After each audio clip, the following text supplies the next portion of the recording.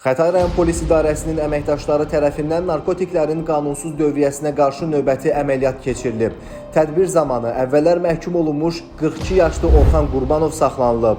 Onun idarə etdiyi Land Rover markalı avtomobilə baxış zamanı 17 kiloqram 330 qram narkotik vasitə olan marixuana aşkarlanıb. Həyata keçirilən digər əməliyyatlar zamanı narkotiklərin qanunsuz dövriyyəsində şübhəli bilinən daha 3 nəfər 36 yaşlı Emin Bayramov, 42 yaşlı İlkin Əlizadə və tanışı 36 yaşlı Amil İbayev saxlanılıblar. Onlardan isə ümumilikdə 21 kiloqram marixuana və 2 kiloqram 809 qram heroin aşkarlanaraq götürülüb.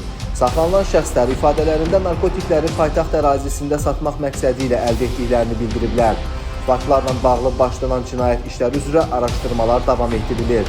Qeyd edək ki, cari ilin əvvəlindən Xətai rayon polis idarəsinin əməkdaşları tərəfindən 112 kiloqram müxtəlif növ narkotik vasitə qanunsuz dövriyyədən çıxarılıb.